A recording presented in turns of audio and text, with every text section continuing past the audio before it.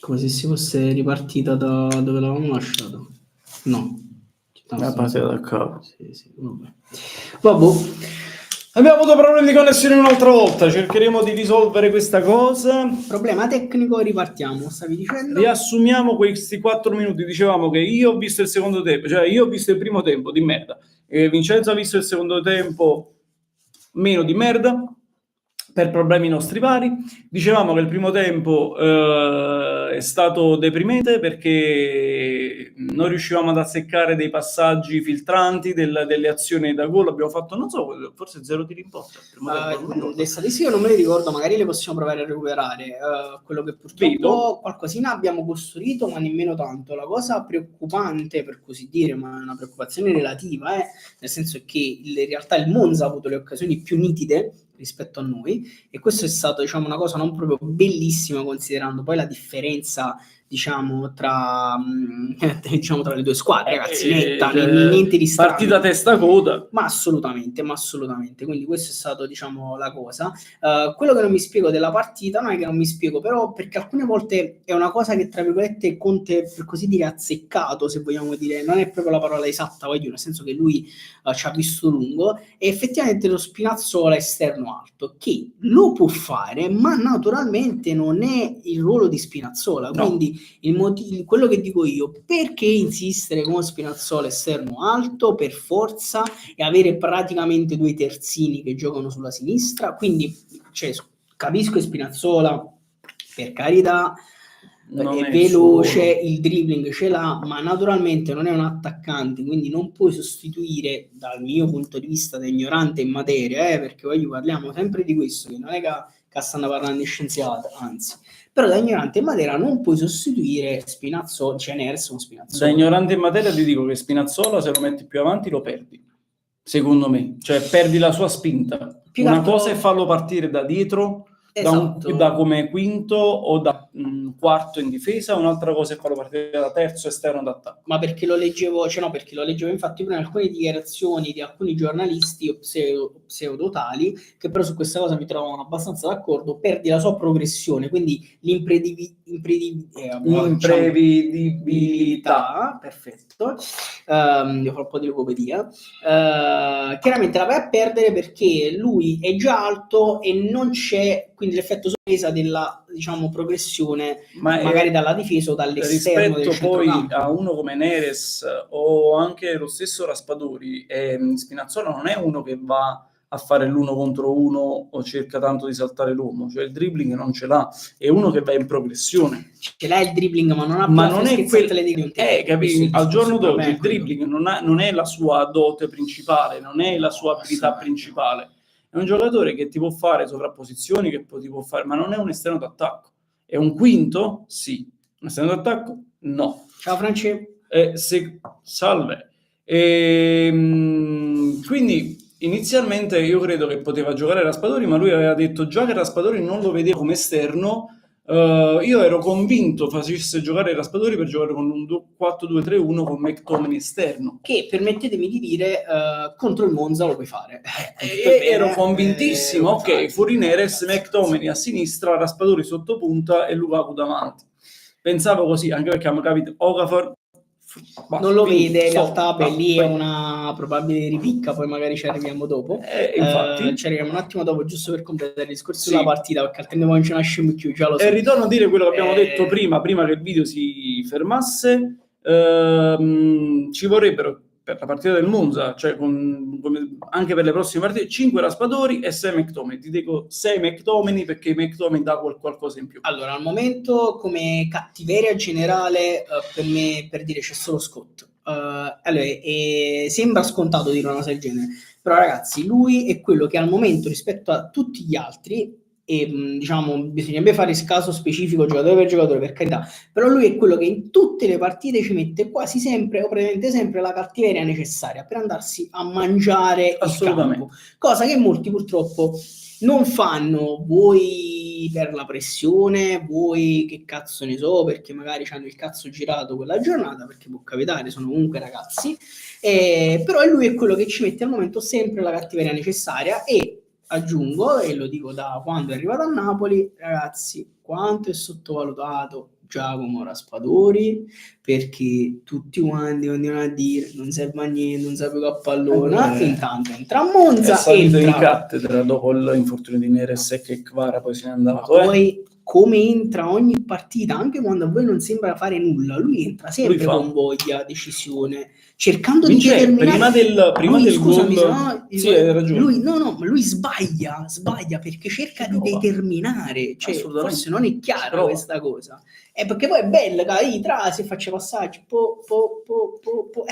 Prima cioè, ancora del gol, Raspadori aveva dato una palla a Politano. mamma mia, e là che Politano era fenomenale. Politano là se l'è mangiato, se perché l'è tu la devi divorato. tirare prima, non Se devi l'è aspettare che il divorato. portiere ti viene addosso.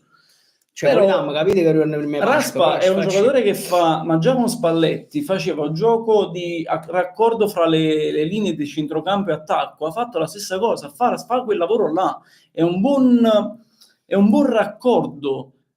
Io Raspadori lo terrei tutta la vita e ti dico, il Napoli se riesce a inquadrare come formazione tipo un 4-2-3-1 con Raspadori sotto punta, ma si va alla grande. Bisogna capire, questo dipenderà da tante scelte che poi Ma puoi dovranno anche essere non nel prossimo partire sempre da futuro. 4-2-3-1, No, ma avere come piano B assolutamente. il 4-2-3-1 fisso e non il È 3-5-2. assolutamente positivo, è assolutamente positivo. Io credo che Raspa ti dà tanto, a differenza per esempio chi vendi fra Raspadori e Simeone, ti dico Simeone con tutto il bene che gli voglio può andare, Beh, è una Raspa me lo questione- terrei di tutta la vita. Simeone io lo adoro, però chiaramente è una questione puramente di scelta per il bene anche della società, una scelta anche per l'età, insomma che Simeone comunque sta sotto i 30, Raspadori comunque 30. c'ha 30, Raspadori c'ha ancora 24-25 anni mi pare, quindi cioè, anche a livello di prospettiva di carriera Sì. c'è una differenza abbastanza grossa Assolutamente, naturalmente, assolutamente. quindi questi sono i motivi. Detto ciò, naturalmente, dicevo, Nota a margine, bella partita di Rafa Marini. assolutamente, non ci avevo pensato. Nota a margine. Non ci avevo pensato, ma effettivamente merita come dire, una postilla, mettiamolo così, perché questo ragazzo, che ne dicano tutti, ha mangiato, come dice Conte, erba per tutta la stagione, non ha praticamente mai giocato, si è fatto trovare pronto sia settimana scorsa, perché è vero che eravamo già sul 3-0, però tu comunque il suo l'ha fatto. devi entrare pronto comunque, giocando semplice, cosa che gli è stata criticata, dici sì, ma lui è entrato e veniva guidato dagli altri, e io e Cadafa, scusate, cosa 3-0 devi solamente controllare. Scusate, che diciamo, che cosa si doveva, allora, secondo me inventare il primo tempo, i primi minuti, i primi 20 minuti, per esempio sta quell'azione di Castrovilli che là si è mangiato, siamo stati forse fortunati noi. Se l'è mangiato perché ne è girato buono pallone. Là per esempio è stato andato troppo blando, troppo morbido nel contrasto, forse per paura di fare un eventuale fallo da rigore.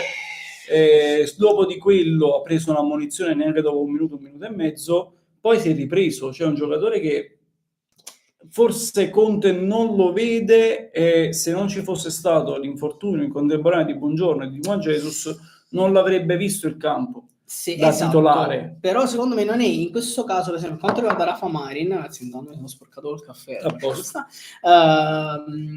quanto riguarda Rafa Marin, secondo me non è che lui non lo vede, semplicemente, e posso capirlo, non gli dà le garanzie necessarie per farlo giocare, e naturalmente, ragazzi, avendo una sola competizione, purtroppo è così, nel senso che tu determinati giocatori, se non ti danno tutte le garanzie e non c'è la necessità di farli giocare, non li fai giocare. Cioè, è anche logico, come quando si è infortunato Buongiorno, no? Tu ma che fai Juan Jesus? Juan Jesus sta ne 20 anni in Serie A, e però, cioè nel senso, l'esperienza ce l'ha. E se messo Juan Jesus, che chiaramente non è un fenomeno, cioè sicuramente non è Paolo Maldini, ma per fare un nome così a cazzo di cane, il discorso, che cazzo di nome che hai fatto? Vabbè, per dire, no, però il discorso è che Juan Jesus messo in un sistema che funziona, la sua parte la fa. Assolutamente. Poi la cagata la può fare, ma la possono fare tutti. Questo è assolutamente questo è il discorso. Quindi, detto questo, bella partita di Rafa Marin. Detto questo, se il Napoli gioca come contro il Monza nelle ultime 5 partite, so cazzo. Però, diciamo, per cambiare... È anche vero, scusami, è anche vero che questi giocatori, molti hanno vinto il campionato con Spalletti non hanno mai, Di Lorenzo, Meret, Non c'è mai Rachmani, stata questa pressione. non c'è mai stata questa pressione perché non è mai stato, non si è mai arrivati a questo punto del campionato in lotta punto a punto contro una squadra. Ma assolutamente, cioè in realtà Quindi è una pressione diversa. che ne dicono tutti, c'è questa situazione qua, la maggior parte dei giocatori che ha il Napoli, la maggior parte, perché non proprio tutti, non l'hanno mai vissuta. No. E quindi è una situazione che a livello di pressione mentale è pesante. Detto ciò, per cambiare un po' il tono, per Sì. così dire, un tono per modo dire, perché pare che un po' Noi siamo molto tragico. guardini Esatto.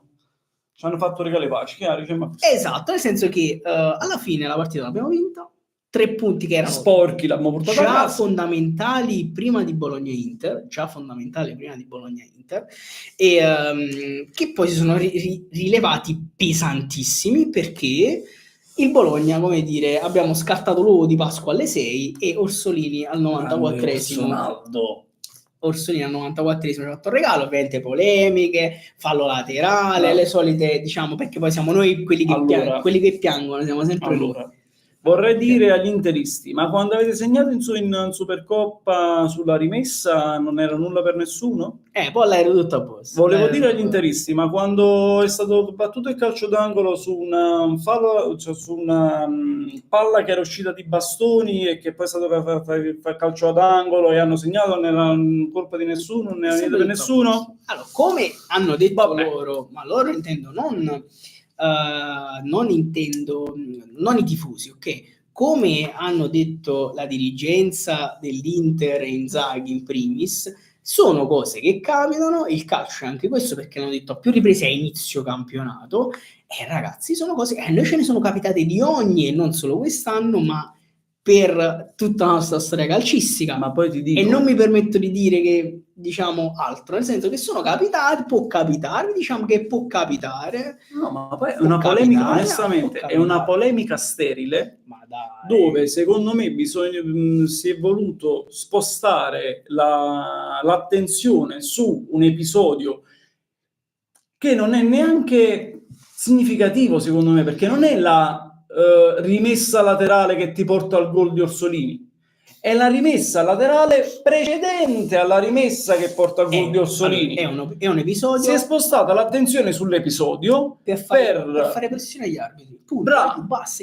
Per non dire cagata, una partita che per noi era fondamentale, perché prima Inzaghi aveva detto che questa era la partita più importante dell'ultimo periodo del campionato. L'hanno steccata. Esattamente. E ha spostato Inzaghi in particolare, ha spostato l'attenzione su un episodio arbitrale che poi tanto arbitrale non è, perché quante ne vediamo di rimesse laterali battute a distanza rispetto al pallone dove è uscito? Ma allora il discorso è che, come al solito, bisognerebbe cercare di, come dire, si fa un po' di tutto erba un fascio, no? Nel senso che se poi tu ti metti a contestare la questione della rimessa, allora noi dobbiamo vedere, ma questo vale anche per il Napoli, vale anche per Conte. Ogni qualvolta tu attraversi, diciamo, la tua area tecnica, e a volte scherzando alcuni post, ho visto alcuni post online di pagine naturalmente anche del Napoli che magari hanno esagerato, scherzano, hanno detto qualche volta si è trovato anche vicino alla bandierina, che in realtà tanto lontano dalla verità proprio non è.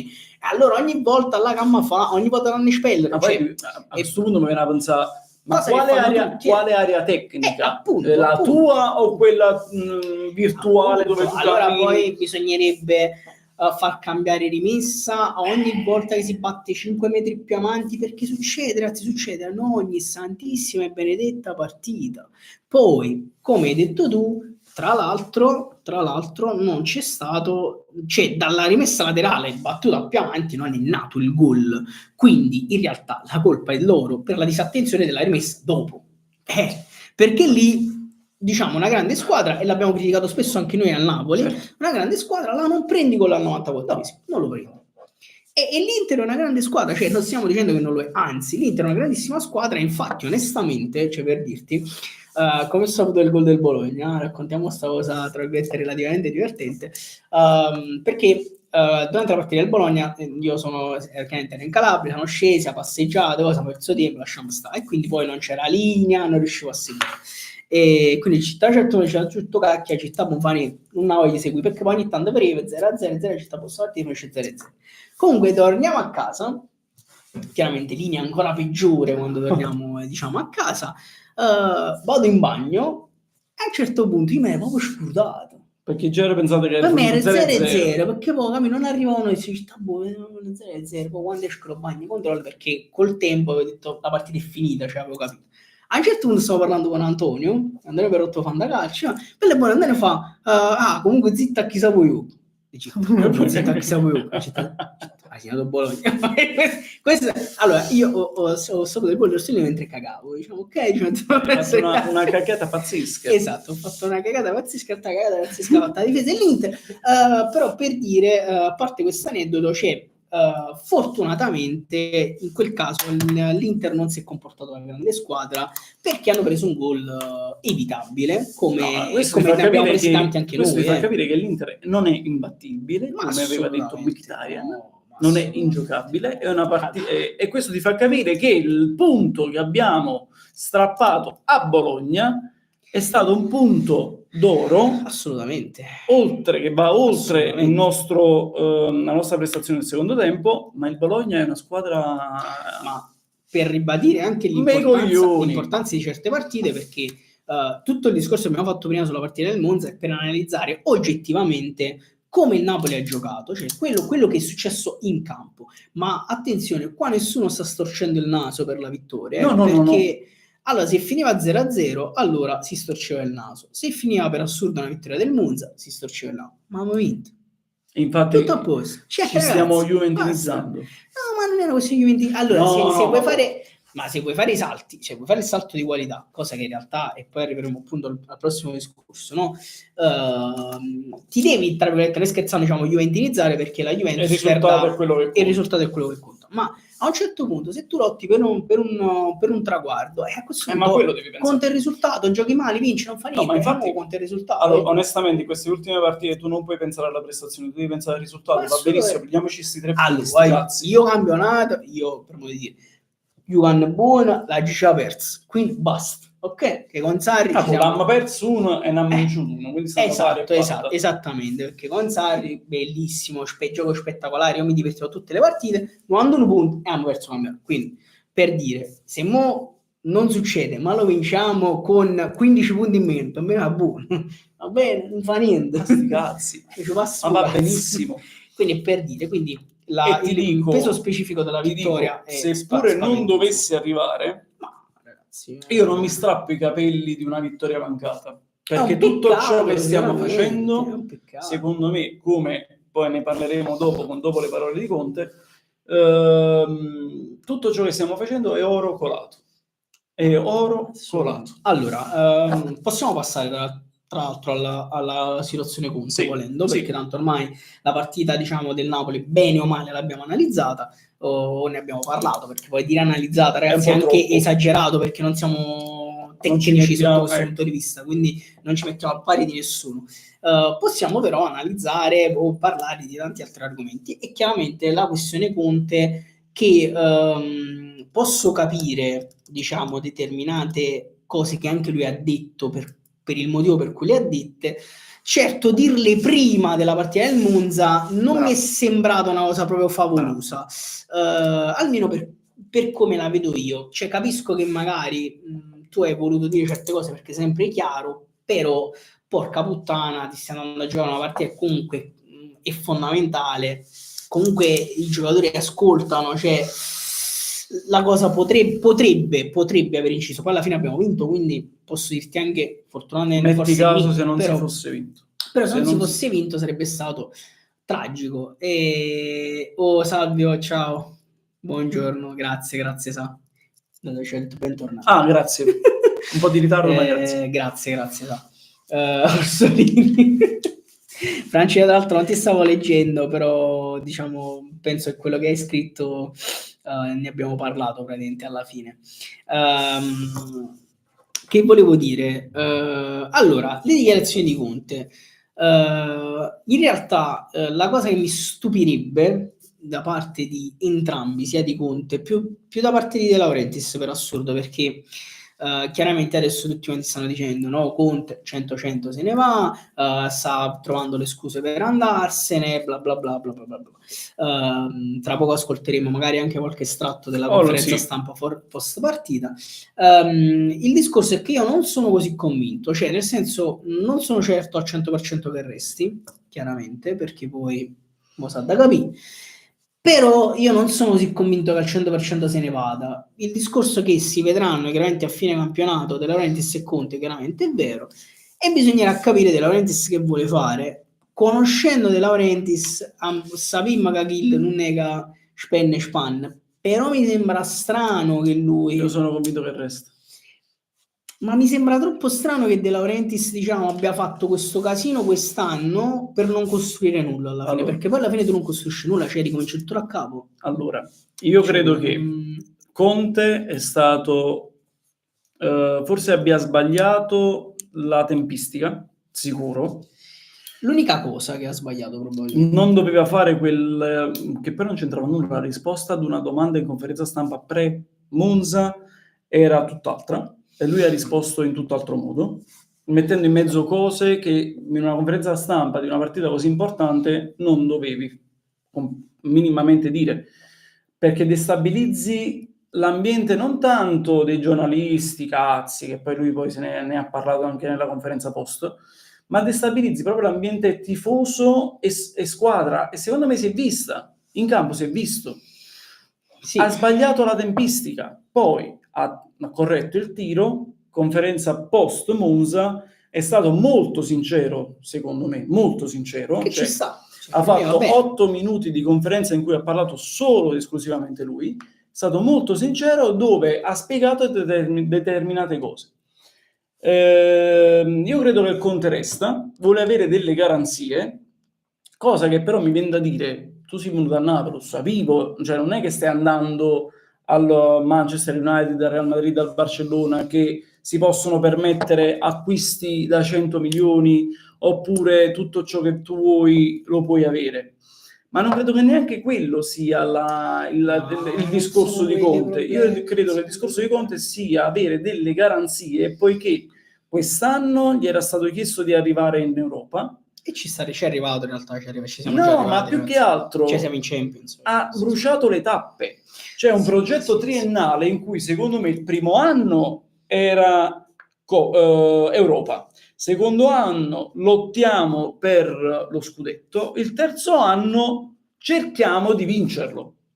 Lui ha bruciato i primi 2 anni. Allora, ma infatti capì? Cioè, quindi lui vuole già passare al terzo anno, cioè essere competitivo anche l'anno prossimo, e ci sta, nel senso che il ragionamento fila. Guarda che ti dico, nel senso che poi è una cosa che va contro i miei ideali, nel senso contro quello che penso e quello che sono. Lui, poi magari non succede, lui secondo me è talmente convinto di arrivare all'obiettivo quest'anno, che sta già cercando di preparare il terreno per il prossimo. Con queste dichiarazioni, per cercare di fare pressione alla società, probabilmente. E quello è. Secondo me, per come vedo io la situazione, se a lui gli dai gli strumenti, e per esempio, guarda caso, De Laurentiis, poche ore dopo ha fatto la conferenza del centro sportivo. Ma non è che in realtà era organizzato che lui doveva parlare, perché non mi ricordo a che evento stavo, non mi ricordo, aiuto, che merda. Però guarda caso si è trovato a parlare dopo di lui, sapeva delle dichiarazioni di Conte, e ragazzi, adesso chiunque guardi questo video mi venga a dire che De Laurentiis non ha fatto le dichiarazioni intelligenti, cosa che sappiamo non è facile che avvenga, ma non perché lui è stupido, anzi, è perché magari a volte il suo carattere è un po' esuberante. E guarda caso lui ha detto, per far capire la situazione, io ci metto la faccia, dal 1 settembre iniziamo i lavori per il centro sportivo, perché lui sa, perché probabilmente è uno dei, come dire, uno dei paletti che probabilmente ha messo Conte, che i problemi non sono i campi di Castelvolturno, probabilmente come Conte ha detto, no? Perché potrebbero esserlo, ma non credo siano problemi quelli. Anche perché, ma scusami, i campi di Castelvolturno ce l'aveva pure Spalletti e non ha mai avuto problemi muscolari. Le hanno avuto tutti o problemi, e tutto centro sportivo che chiaramente De Laurentiis sa bene che si deve fare, perché lo voleva già fare. Io il problema te lo focalizzo su un altro, su un'altra la tempistica. Concordo pienamente con Vincenzo, visto il mercato invernale fallimentare che ci sta, credo stia mettendo le mani avanti per avere la rosa già di Maro. Non sarebbe la prima volta che abbandona il ritiro. Sì, ma è quello,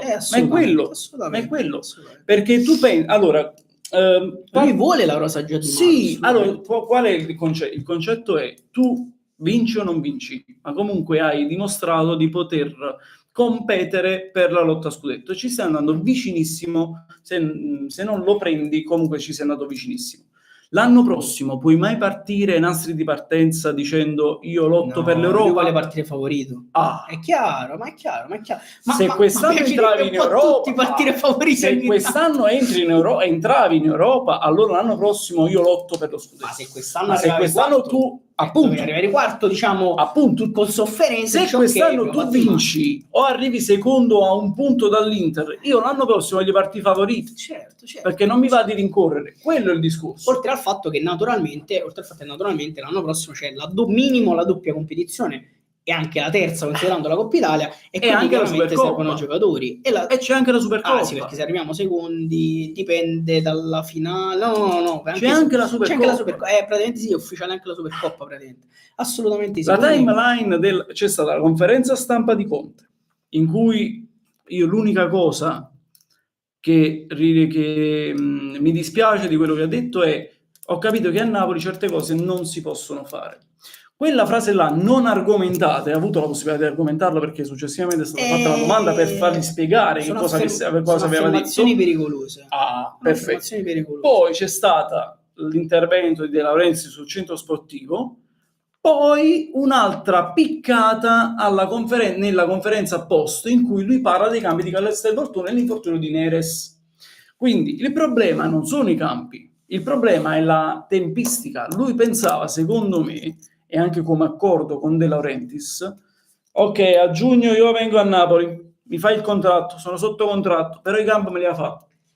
È arrivato dopo un anno che i campi ancora non essere potrebbe essere che lui, quando sto inventando, non lo possiamo sapere, sono supposizioni. Sto inventando, potrebbe essere che quando lui diceva a Napoli certe cose non si possono fare, sta parlando più che altro delle tempistiche nel poter fare le cose. Però argomenta, capisci? Cioè, tu lasci una cosa del genere così, in balia della stampa del cazzo, e quindi, diciamo, questi lo strumentalizza. Ma questo però, attenzione, sono supposizioni nostre che stiamo facendo. Io sono supposizioni che sto facendo adesso perché chiaramente tu dici sì, ma come dicono tutti, ma il centro sportivo che ci vuole lo fa, allora andate a parlare con l'amministrazione comunale napoletana, andate. Attenzione, se volete fare le cose in regola, perché se volete fare le cose in regola, cosa che De Laurentiis fa, in regola, se lo vuoi fare in regola, ci vuole tempo, perché la burocrazia rompe i coglioni. Le amministrazioni comunali rompono i coglioni perché vogliono solo i cazzi loro, vogliono solo mangiare sopra le cose che vengono fatte a livello comunale, e quindi ci vuole tempo perché bisogna rispettare determinati tempisti, ritrovare le persone giuste, e allora ci voleva, purtroppo ci vuole tempo. Se invece si vuole fare le cose irregolari, tra virgolette regolari, oppure non proprio regolari, come fanno la maggior parte delle società in Italia, allora fai così, e così c'ho stadio, mamma, boom, non c'ho niente. Questo è il problema. De Laurentiis, quello che io penso che nessuno può contestare a De Laurentiis è che lui ha cercato sempre di fare le cose in una maniera più corretta possibile, più o meno, pressoché. Poi è chiaro che magari la defiance capita o comunque le scorciatoie esistono, però su queste cose lui ha cercato sempre di andare in una certa direzione. Quindi questo è dire... secondo me si potrebbe riferire a questo, e siamo d'accordo. Come si potrebbe riferire, ti aggiungo, e poi ti leggo una domanda che ci è arrivata da Macronizze, bla bla bla, non riesco, non riesco a leggere, vabbè. Comunque, se poi ci riferiamo, certe cose a Napoli non si possono fare, che è andato via Kvaratskhelia, e siamo tutti d'accordo che non è stato sostituito, bene, ma a Napoli, come abbiamo detto, non siamo al Real Madrid, non siamo al Paris Saint-Germain, non siamo al City, non siamo al Barcellona, basta inguaiare di Riebot, e si può inguaiare di debiti perché lo salvano sempre, come in Italia viene salvato sempre Inter, Milan e Juve, sappiatelo, anche se voi mi direte di no fino alla fine dei tempi. È chiaro che chiunque avrebbe voluto trattenere per esempio Kvara, ma se io ti posso offrire massimo, lasciami dire 8, ok? E non era così, perché noi magari potevamo arrivare a 6. Viene il Paris e ti dice te ne offro 12, ma io una placata fa. È per questo che io ti dico, cioè non è che non si può fare per chissà per quale motivo. Quando lui ha detto il fatto della queste cose a Napoli non si possono fare, io dal primo momento ho pensato non è Kvara il problema, perché se tu vai a recuperare delle conferenze stampa di Conte post cessione Kvara, lui lo dice apertamente. Lui dice: il ragazzo, io ho cercato, mi dispiace, ho provato a fare quello che potevo fare, pensavo di esserci riuscito, ma il ragazzo voleva andare via.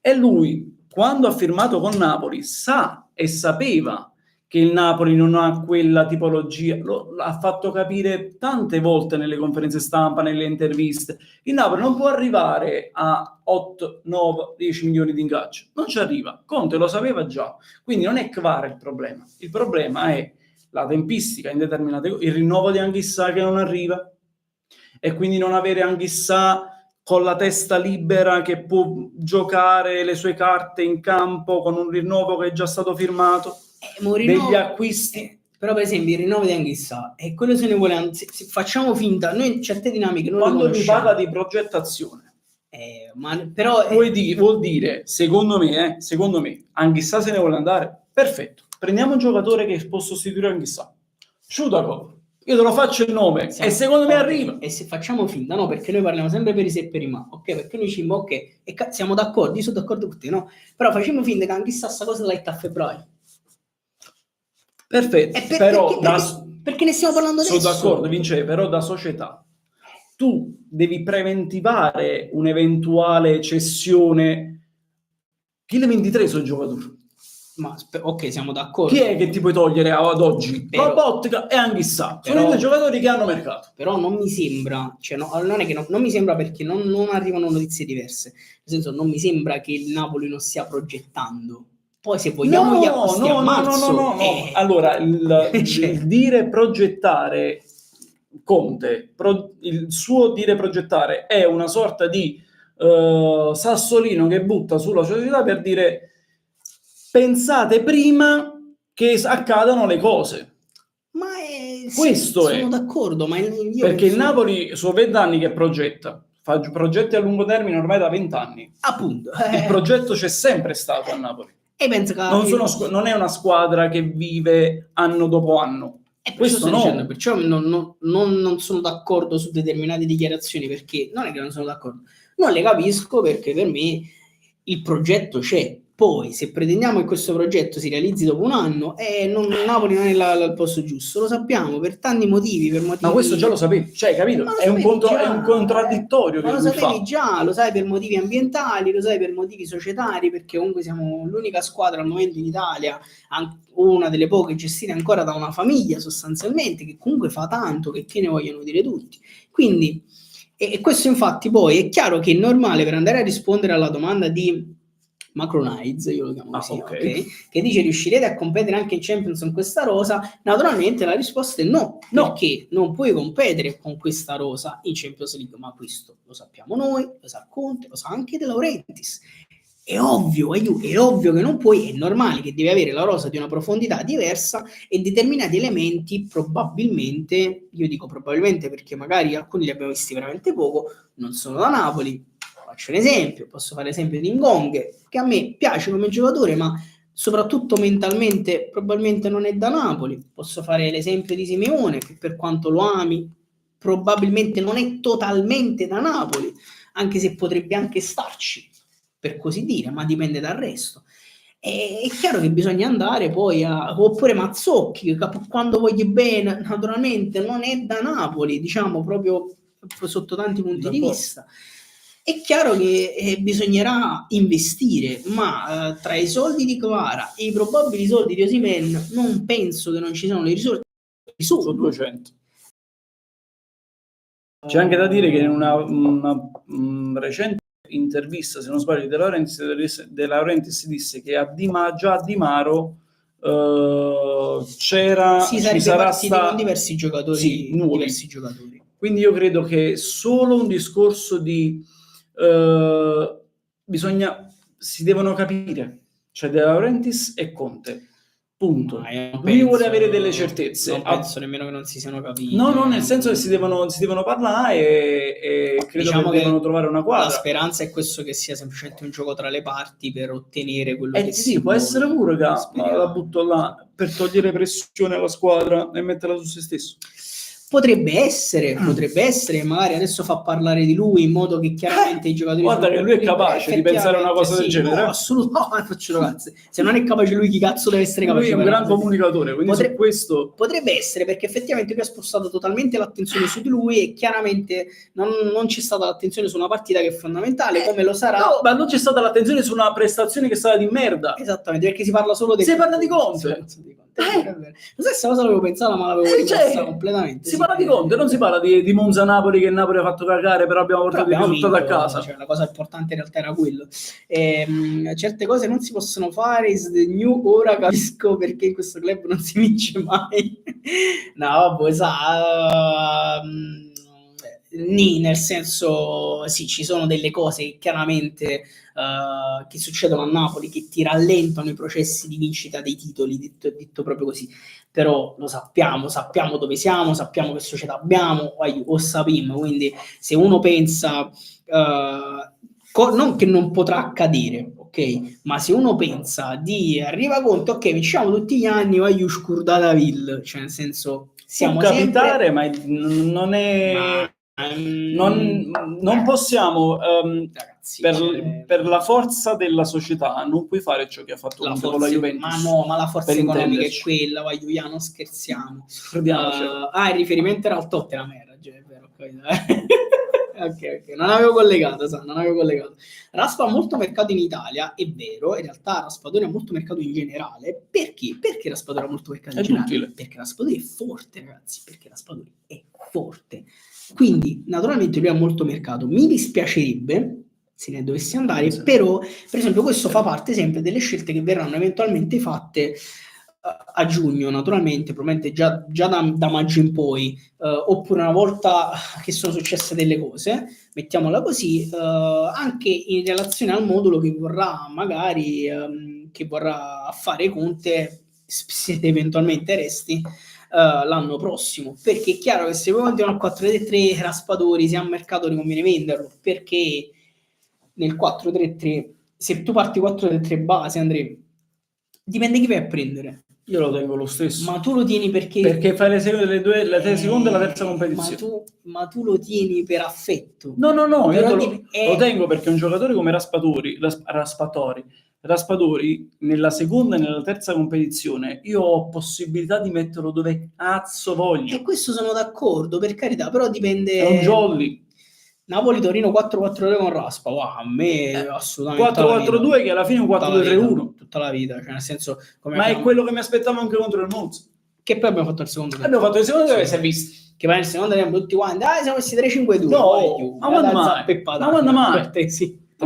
si vede che Raspadori era esterno, cioè McTominay e Raspadori si giocavano una posizione lì. McTominay faceva proprio quasi esterno di centrocampo, cioè sì, esterno di centrocampo, sì, ma McTominay per esempio a gol era come se fosse una punta, era un sottopunta, Raspadori era defilato sulla sinistra. Ma perché poi per esempio questo bisogna dare merito naturalmente a Conte, che poi pare se no siamo buffone struzzo, no, che poi non è vero, assolutamente, perché poi come al solito, e io ho una cosa che critico anche io, però è chiaro che io la critico fino a un certo punto, la questione delle sostituzioni, che gli hanno criticato anche dagli spalti a Monza, lui si è anche incazzato giustamente, perché voglio, cioè, ma che cazzo gli critico? Cioè, quello è uno che ha vinto praticamente quasi ovunque è andato.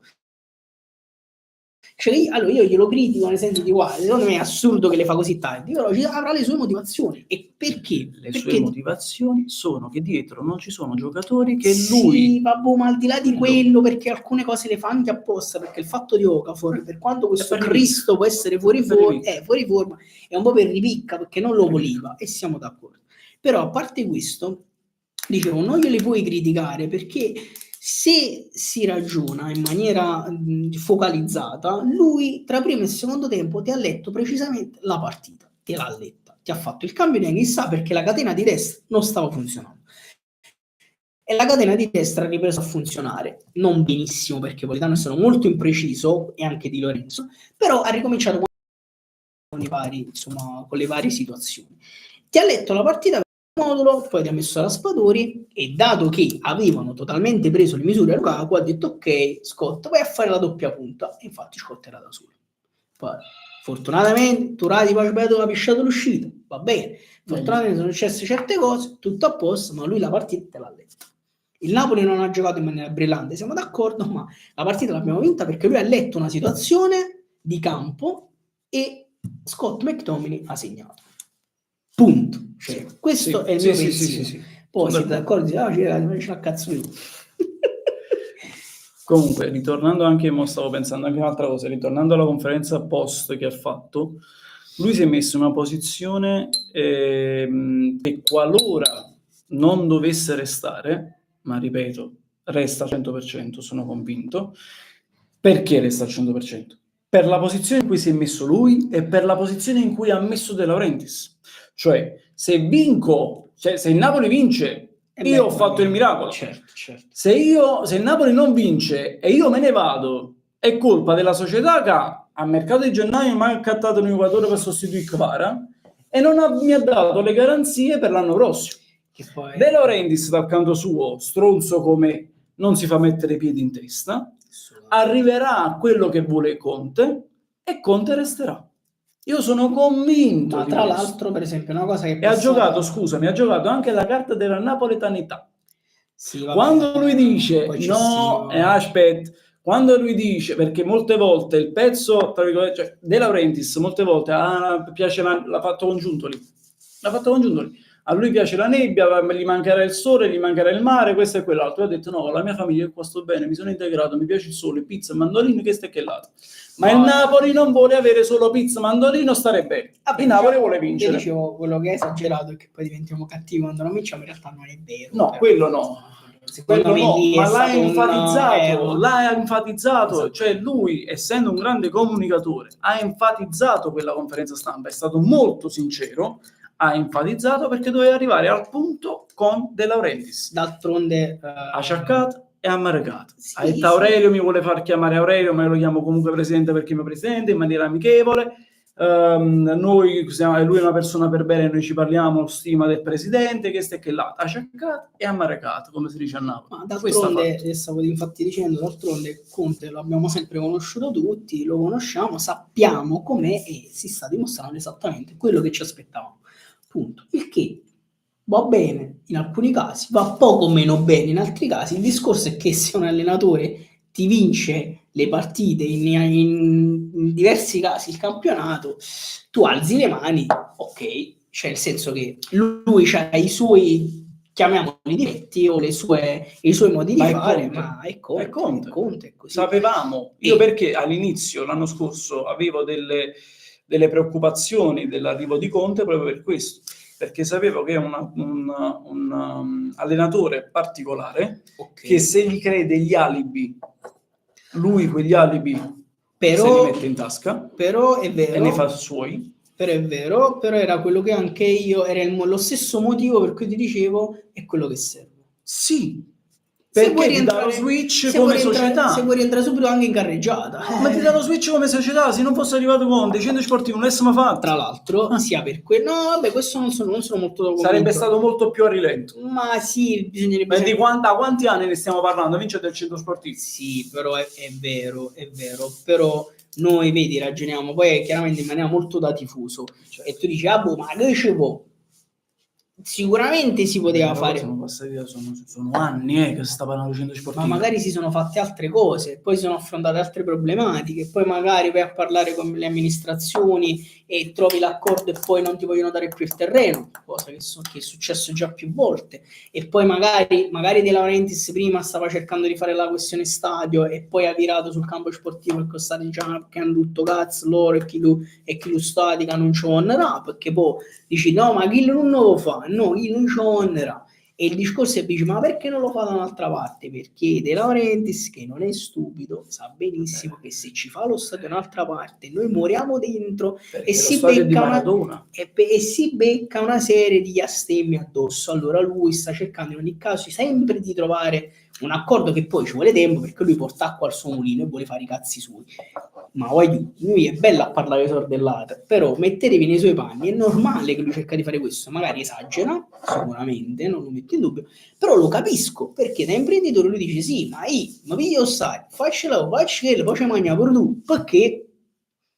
Che è quello il discorso. Così anche con, sicuramente, e io questa cosa ve la metto per iscritto e ci metto la mano sul fuoco, è la stessa cosa che sta succedendo con il campo, con il centro sportivo, che lui magari va a parlare con l'amministrazione comunale e l'amministrazione, tra virgolette, rompe il cazzo perché ci vuole mangiare in qualche modo, e lui dice, ma come hai a spendere soldi, ci fanno mangiare, poi ci mangia pure tu, perché ci devi mangiare, che non è corretta e legale come cosa? Io sono sicuro, perché so come funzionano determinate cose, ok? Non lo diciamo proprio apertamente, ma sappiamo come funzionano. Quindi sì, non mi stupisce che ci vuole tempo nel fare le cose, però io devo anche ammettere, come abbiamo detto tante altre volte, che lui in 20 anni di presidenza e 15/16 di Serie A, attenzione, perché 20 anni di presidenza, ma in Serie A siamo da 15-16. Dal 2007, 18 anni. Ah? Dal 2007 al 2025. 18 anni. 18 anni, siamo arrivati a 18 anni di Serie A. La società Calcio Napoli ha fatto passi da gigante, poi stiamo facendo dei passi da gigante anche sul piano comunicativo, sul piano... quello che dicevo anche il video scorso, il Napoli non è mai stato così duraturo nel tempo come top club in Italia, neanche all'epoca di Maradona. L'epoca si noi nella nostra storia non abbiamo mai avuto un blasone alto. L'epoca di Maradona è stata bellissima, ma il presidente, quello che ci ha portato lo stesso presidente che ha portato Maradona ha fatto fallire. Lo amiamo tutti quanti perché ci ha portato il più forte di sempre, ma ha fatto macello, come altri che sono arrivati dopo, che hanno fatto macello fino ad arrivare al fallimento. Questo è il discorso. Quella di Dela sullo stadio è un win-win, la sua speranza per lo stadio è strutturato a credito con i soldi dello Stato e concessione. Può essere. Ma perché si parte sempre dal presupposto, come diceva Vincenzo, che lui sa che se costruisce un nuovo stadio non è più lo stadio di Maradona. Il napoletano non è, la prende bene perché cazzo tiene lo stadio tuo e sta a posto, ma il Napoli non giocherà più nello stadio di Maradona. E noi come siamo emotivi? Ripeto, sarà un problema. Non lo farà. Sì, questa sorte se lo sta premiando e ripeto, diciamo, io vi dico la verità, magari io la vedo troppo a volte dal punto di vista imprenditoriale, perché anche io, diciamo, ho una mia attività e quindi per questo cerco di mettermi più nei panni a volte di De Laurentiis, e questo è il motivo per cui mi dicono, ma tu sei pro ADL? Io non è che so pro ADL, non su tutto, però lo capisco che chiaramente lui fa il bene della società, chiaramente fa anche i suoi interessi, perché ragazzi, tutti i presidenti che non hanno fatto questo, tutti i presidenti della società, a meno che non avevano tantissimi soldi, diciamo, messi da parte per qualche motivo, su Eurosotto in GOP basta vedere lo stesso Moratti con l'Inter, che volevo arrivare a quello, che non esistono più i patron che finanziavano e si indebitavano, non esistono più. Lui si è tolto i soldi da addosso. Ecco perché sono arrivati i fondi esteri, però il fondo PIF, l'Inter, tutto l'Inter che però viene aiutata tantissimo sotto tanti punti di vista, cosa che non verrebbe fatta col Napoli. Io su questa cosa ci tengo a precisarla, perché la gente pensa che poi tutti possono fare le stesse cose. Purtroppo in Italia no, perché in Italia non è per tutti, la legge non è uguale per tutti. Bisogna difendere il brand. Esatto. L'Inter da quanti decenni tiene problemi? Da quanti anni non va a mercato e prende solo i parametri zero? Ma appunto, esatto, vedi, una piccola parentesi, hai ragione, me l'avevo rimossa sul tweet di Saviano. Ma nessuno ne parla. Però. Parla a rimessa laterale. Nessuno ne parla. Mo, con tutto bene per la Juventus, tutto quello che è successo, l'inchiesta e non il calcio scommesse, il discorso delle plusvalenze. Ma questo è ancora peggio. È stato fatto un anno di programmi contro il discorso plusvalenze, gli stipendi, questo e quell'altro. Qua che Questa stiamo cosa è parlando di passata in 'ndrangheta, sordina. di camorra, di malavita, nelle curve in cui sono collusi anche quelli della società. Un pentito che ha detto ci sono delle telefonate con Marotta, con Zanetti, e che nessuno ne parla. Passano tutti in sordina. Pensavamo alla rimessa laterale. Passano tutti in sordina, quindi il fatto di Saviano è pesante. Il tweet È di un Saviano, peccato che quello di Saviano viene visto solo, però, secondo me, come il tweet di un tifoso. bravo. Certo. Quello è un peccato. Certo, Quello è un peccato. Verrà visto come tifoso che hai attaccato l'Inter perché sei tifoso del Napoli.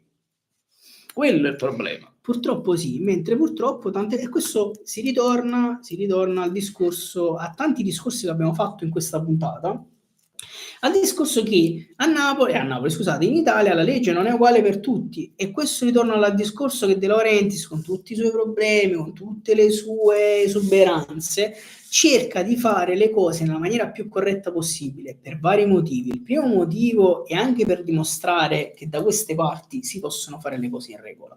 Il secondo motivo è perché chiaramente cerca di fare naturalmente anche i suoi interessi, e chi non lo farebbe a capo di una società è un cretino, ragazzi, ve lo dico tranquillamente. E il terzo motivo è perché non sia mai